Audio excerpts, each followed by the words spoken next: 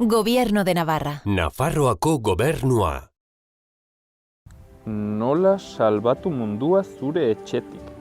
Jarri 5G. Gaur digitala eta jasangarriaren arteko harremanaz arituko gara.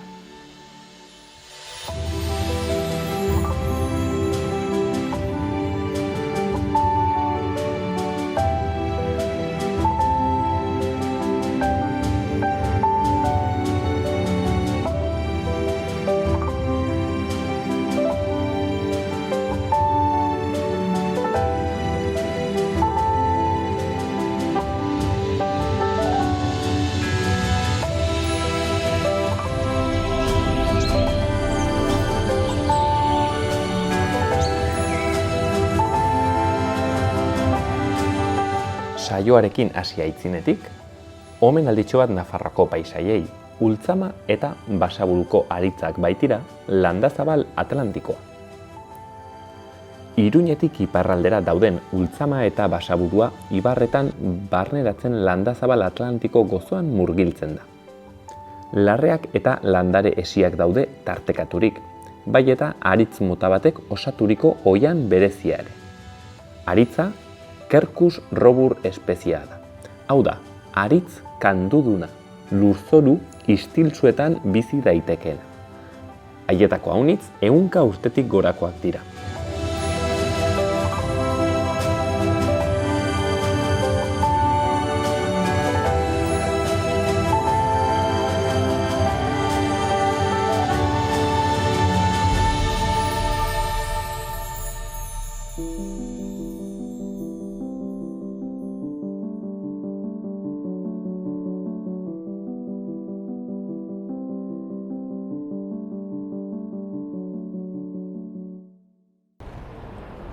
Kaixo Izaro. Kaixo Gorka. Bueno, eta gaurkoan Izaro Basurkorekin geratu gara, bera Ekopol taldeko ikerlaria da, egunon. Egunon. Berarekin digitala eta berdearen arteko harreman horretaz solastuko gara. Azken aldian gero eta presenteago dagoen gai bat. Eta horren inguruan segurazki begirada kritiko bat emanen dugu. Ez dala, Izaro? Bai, saiatuko gara. Bueno, nonbaitetik hasteko Izaro. Erran dugu, hain zuzen ere, orain, adibidez, EU Next Generation diru laguntza horiek etorri dira, eta horrek bi zutabe handi ditu, ez? Bat jasangarritasuna edo berdea eta digitala. Eta orain ematen du, ez dakit, ez? Elkarren ondoan beti doazten bi kontzeptu direla, digitala eta jasangarria. Hori da estrategia politikoa, trantsiziorako? Bai, nik uste argi dagoela, ez? Etorkizuna nolako nahi dugu, ez? Jasangarria izatea eta gero modernoa baita, ez? Digitala. Orduan, bi enborroietan, oinarritzen da estrategia guzti hori, ez? Gero sartzen baga ikusten benetan zer nahi duten jasangarriarekin esan eta zer nahi duten digitalarekin esan, gauza guztia aldatzen da, ez? Baina gure buruan edo gure gogamenean badakagu alako ilusio hori, ez? Izatea dena jasangarria, berdea, ez? Digitala erraza egiteko. Hori da, moderno eta jasangarria, ez? Noski berde, moderno eta berdea. Bi horiek hori erabiltzen dute, funts horiek, pixkat, saltzeko, ezta? Saltzeko. Gero ikusten badegu, norentzako izango den funts horiek, azten gai ikusten, agian enpresa handientzako direla, ez? Repsol, Iberdrola sartu dira segituan hor, ez?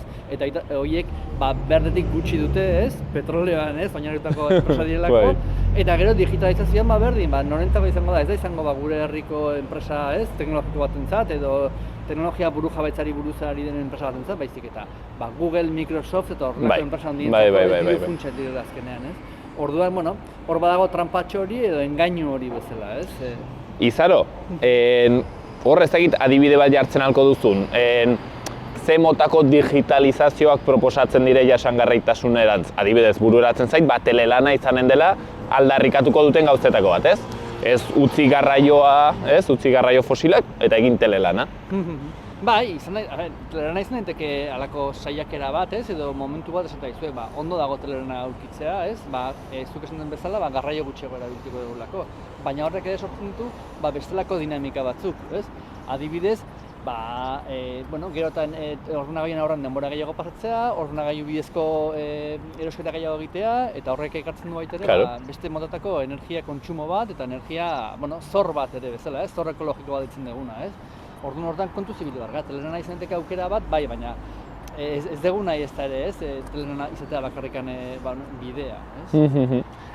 Hain zuzen erraten zenuen energia kontsumo bat ekartzen duela, eta hemen bai dago nik uste irakurketa ekologikoak edo ekosozialak mahai gainean jartzen duen kontu bat, eta da erratea, kontuz, digitala ez da inmateriala, ez?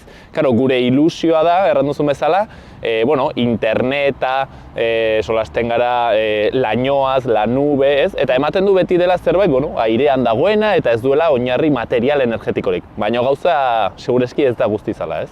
Ez, hori da beste ilusio bat bezala, mito bat. Ez? Bai, lainoarena edo odei horrena, ez? Azkenean ez da, odeirik ez dago, da beste ordenagailu bat. Ordenagailu handi bat, bai. Beste pertsona ematen ordenagailu bat da odeia. Orduan ematen du, odeian egon da, dena dela nahiko, ez? Inmateriala, garbia, ez? Ekologikoa, baina ez da, hala.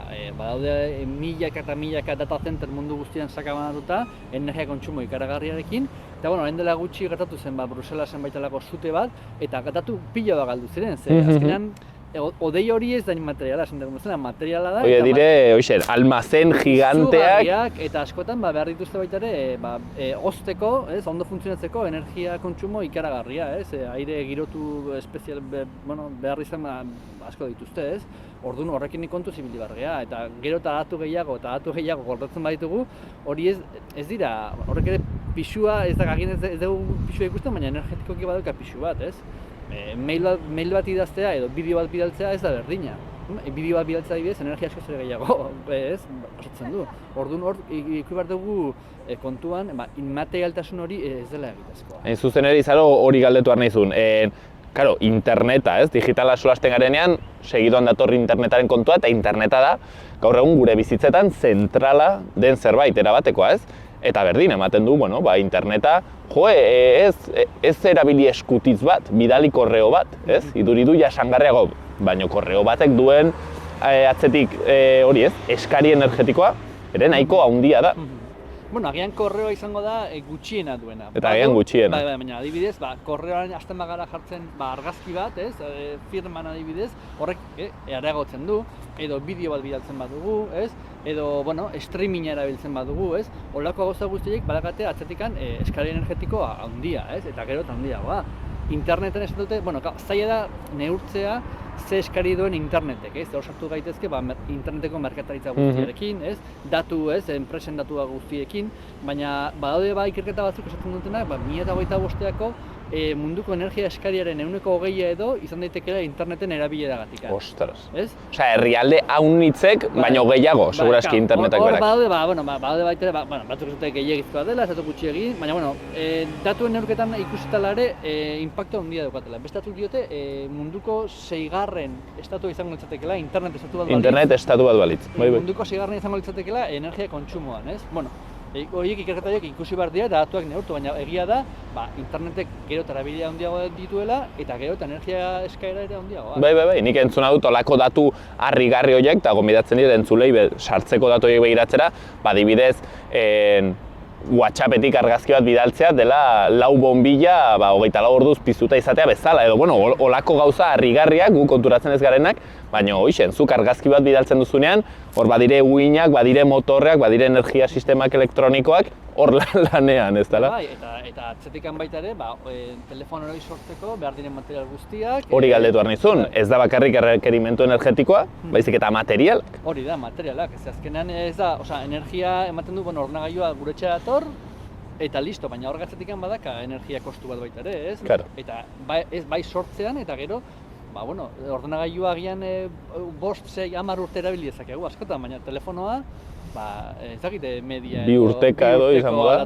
Aldatzeko beharra dagoela, ez? Bai. Hori beste arazo bat da, softwareari buruzko, ez? Halako zaharkitzapen hori dagoen bai. Baina bai, egia da materialena ere arazo larria dela, ze gero eta material gutxiagokin aurkitzen munduan.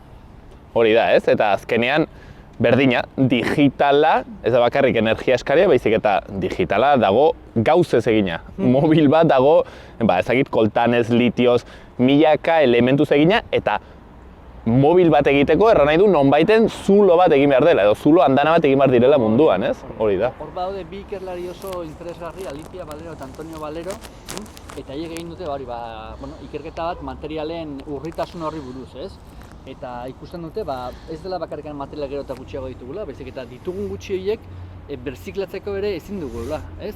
Telefono mugikorretikan oso gutxi berziklatzeko aukera daukagu. Claro. Hain material gutxi daude, barruan eta hain nahastuta, gero berziklatzeko ezinezkoa dela, ez? Oso komplikatua, Oso hori. komplikatua da, eta energia kostu handia edukiko luke, ez? Eta azkenean ezinezkoa da, baina fisikoki, ez da? Claro. Orduan, gero eta material gutxiago ditugu, eskuragarri, gero eta zailago izango zaigu materialiko eskuratzea, eta erabilitzeko ditugunak, ja, hain nahastuta eta hain apurta ditugula, ezin ditugula behar erabili, ez? Orduan ikusten, bai beharrezkoa dela, pentsatzea baita ere, zer nolako materiala ditugun, ez? Eskuragarri batetikan, eta nola berziklatu horiek, ez? Ze hortikan etorriko da etorkizuna baita ere.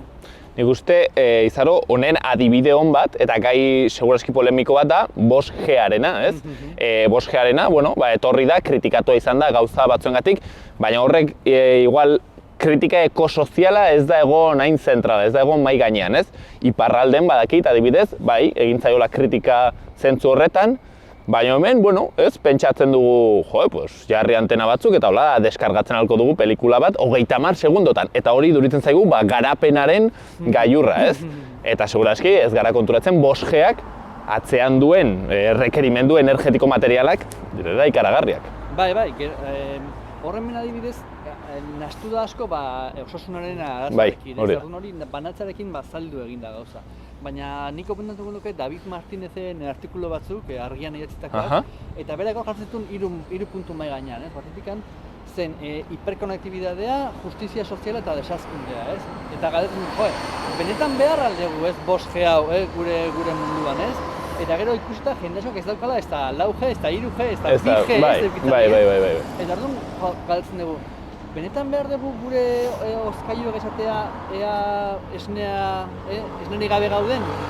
Hortarako behar dugu 5G antena bat munduan? Ez da, eta gainera 5G antenak, gutxienak ezin dira asko jarri behar dira. Baina Izaro da progresoa. Bai. Hori da, baina gauza da galdetzea, benetan behar dugu zuk esan bezala 3 segundutan bideo bat jeistea? Hori beharrezkoa dugu. Hiperkonektibidea hori beharrezkoa da, gero azkenean egiten gaituena baita ere da, asko individualizatu jendea. Hitz egiteko ere, azkenean jendeak, eta gazteak jende asko, eta ez dena gazteak ere, ez? Baina ez, mugikorrari pegatuta ikusten ditugu orduak eta orduak, ez? Orduan, hori buruzka hausnarketa falta da, eta zuk esan bezala, progreso edo, etorkizun polito horren, saldu diguten horren arira, sartzen dizkigute alako teknologia, agian hain beharrezkoak ez ditugunak. Aipatu duzuna, bertze auzi garrantzitsu bat, ez? Denek nik uste baditugula horren kezka batzuk, ez? Zeren ikusten dugu, pantailek badigutela hor normalki engantxatua, ikusten ditugu gazteak eta ezain gazteak individualizatuagoak, depresioa eta areagotu da, arazo mentalak, ez? Aislamentua, jarrera antisozialak, eta karo, hor digitalizazio guzti honek ere badu bere erantzukizuna, eta behar dira hor hausnarketa potoloak, ez? Bai, guztiz ados, eta beste puntu bat jarrituko nuke da hezkuntzan, nola sartzen ari direnez. Hezkuntzan hasieratikan, adibidez, aurru guztiek Gmail kontu bat izatea, zergatik Gmail, ez? Hortzen erakustea jendeari Gmailaz aparte badagola beste zer, ez? Hor adibidez, hezkuntzan librezaleko jendeak lan handia egiten dute, baina jendearen kontra ibiltzea oso zaila da, ez? Baina bai ikusi behar duguna da, behar aldute umeek pantaila baten aurrean egotea. Ordenagailu gabe ezin da ikasi, ez? Ze ematen du, hartu ditugula kanpotikan bapatean, ez? 2 minututan, orain dela 2 eguna esmatu zen tableta, eta tableta beharrezkoa da, ez? Ikasleetzako. Orain arte liburuekin oso ondo ikasi da, eta nik uste hobeto ikasten dela, ez? Hode estudio asko ere diotenak, liburuetan irakurtzen duguna, asko ez ere hobeto gelditzen zaigula garunean, pantailetatik irakurtzen duguna baino. Orduan, eta gero Silicon Valleyko guru guztien seme-alabak, dijoaz, pantaila gabeko eskoletara ikusten da. Orduan, ez du, zer pentsatu beharra dago, ez hartu ez dena, kanpotik datorren guztieta batean sartu. Pentsa ezagun beharrezkoa den, gauza guztiekin bezala, eta beharrezkoa balitz, gozen aurrera, bestela. Eta aipatu zuna, hor badire gainera datu aski larriak, adibidez, aipatzen da, nik entzuna dut, gaur historian lehenengo aldiz, koefiziente intelektualaren test horretan, beherapen bat ematen ari dela. Eta haunditzek erratutea, arrazoia, segurazki hori dela. Edo, galdu dugu gaitasuna, irakurtzean sakontzekoa, erraten dute. Gaur egun ez gara gai egoteko, 10 minuto irakurtzen modu sakonean, ez? Eta nik usten dut, adibidez, nire aita, jartzen aldiozu heavy metala ondoan, eta bere egoten alda ordu bat irakurtzen. Hor galdu dire, gaitasun batzuk, ez? Eta hori da ere, nik uste drama txiki bat. Bai. Edo drama handi bat. Bai, nik uste drama handia dela, igual gure ikuspuntutik, beste batzuk esango dute hori dela etorkizuna, eta gero eta ez, bilatzeko aukera eukitzea, baina egia da, zuk esan dezuna, gero eta gutxiago irakurtzen da, nik uste ikasleek ere gero eta gutxiago, liburuak ez, fizikoki eta liburutegian ere gero eta gutxiago goten direla, bezalatik ondo dago esatea, badaudela agian internet bidez irakurtzeko aukera duten pertsonek, ez? Liburutegi batera ezin izango luketenak, ez? Bai. Iritsi edo, ez? Eta adibidez pantailatik irakurtzeko aukera badute, baina nik uste dute ezin degula internet edo ordenagailuetan oinarritu gure hezkuntza, ez? Ze horrek baditu bere alde iluna badauka. Eta gero, gazteek batez ere jasaten edo sentitzen ari duguna, hori da, nik uste haunditzek partekatzen duguna, estresa eta nolabaiteko desorden mental bat, ez? Gaude erraten duten bezala multitask modu batean, ez? Leiho asko irekiak, gauza pila bat aldi berean egiten, baina ez dugu, ez? Kontzentratzeko gaitasuna. Gaitasun hori galdu dugu. Hori da. Nik uste hor bai dela multitastuk esan duzuna eta beti ez, estimuluen bila, ez? Estimuluen bila egotea eta estimulori gabe ezin ikasi, ez? Behar dugu pitiklin, putuklun, olako zauzer, gure harreta jarraitzeko eta sakonki irakurri, hausnarketa ez, sakonak egiteko behar dugu beste motako inguru bat, ez, beste motatako isiltasun bat, ez, eta horrek nik uste dut, berrezko dago, da. Izaro, ezagitzu ados egongo zaren Joseba Azkarragarekin, berak erraten du jasangarri eta digitala, nolabait ere ezkontza perfektua izatetik urruti, hori dela oximoron berria, hau da.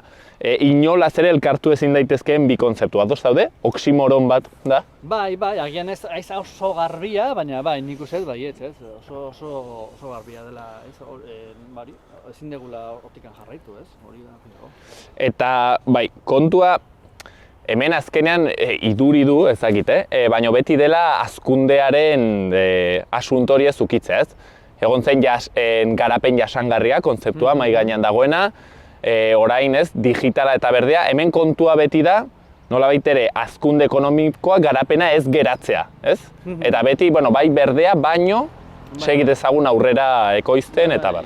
Eta hori argi ikusi genuen pandemia garaian ere, dena hazkundea, egindako lana ezin dugu gelditu. Jarraitu behar dugu berdin. Nizugarrizko pandemia dago, mundu guztia geldi dakagu, baina jarraitu behar dugu lanean. Ikasleak dute gauza berdina, ez? Klaseetan ezin dute kurtsoa, materiala eman zuten. Langileak, mesedez lanera junez, hazkunde horri, pandemia egin genuen aukera, ez? Horri buruz birpentsatzeko, baina ez zen jarraipen bat, ez? Eta hazkundearen menpe gaude, hazkundearen ez gera gai ikusteko planeta finitu batean bizi garela, eta hazkunde mugagabe hori ezinezkoa dela.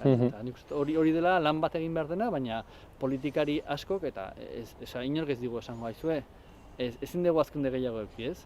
Eta garbi dago, esan den badut ere deskonexio hori, ez? Hazkundea eta inguru giroari buruzko, ez? Kalteak, ez? Bai. Adibidez, karbono gero eta piba handiagoa eta gero eta karbono gutxiago ba. Deskonexio hori ez da egitaz. Hoi da, eta haiek aldarrikatzen dutena, baina hori egia izatetik urruti dago behintzat edo zalantzazkoa. Zaro, egin nahi dizun azken galdera pare bat, bukatzeko saioa. Batetik, digitalen inguruko hausnarketa kritiko bat egin dugu, hala ere, planteatzen dizut ekologismoak mahai gainean jartzen duen galdera zail bat. Eta da, zenbat da aski. Eta digitalean ere galdetzen aldugu, zenbat digital da aski.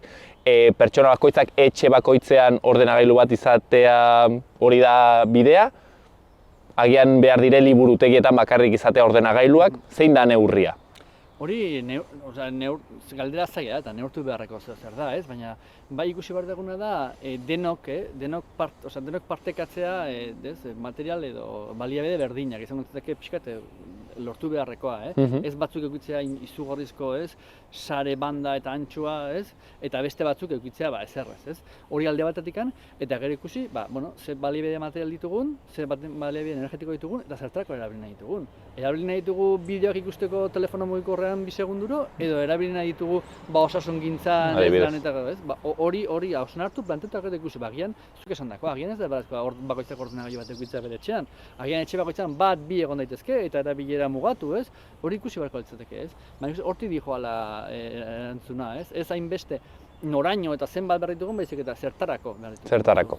Hortxe hausnarketa, Izaro, bukatzeko eskatuko dizut bakarrik gomendatzen aldi guzun, liburu bat edo pelikula bat edo zerbait, izenburu bat, honetan pixke gehiago jarduteko. Hemen txekar dizuet, gure Kopol ikertaldeko Adrian Almazenek idatzitako liburua, teknika eta teknologia, interesgarria da, honi buruzko hausnarketa pixkatola filosofiko baina sendoa egiten duena, eta gero, Kliks kontra la humanidad izeneko liburua ere oso interesgarria ikusteko, nola egin dugun, nola enpresa handi hauek edo gaituzten pixkat menderatuta, edo nolako filosofia gaten atzetikan aplikazio guztia. Hortzen, Izaroren hitzak eta gomendioak eskerrik asko, hau bakarrik sarreratxo bat izan da, baina gai interesgarria eta etorkizunean seguro izanen dugula honetaz eztabaidatzeko aukera eta beharra. Beraz, mila esker bentsi Izaro.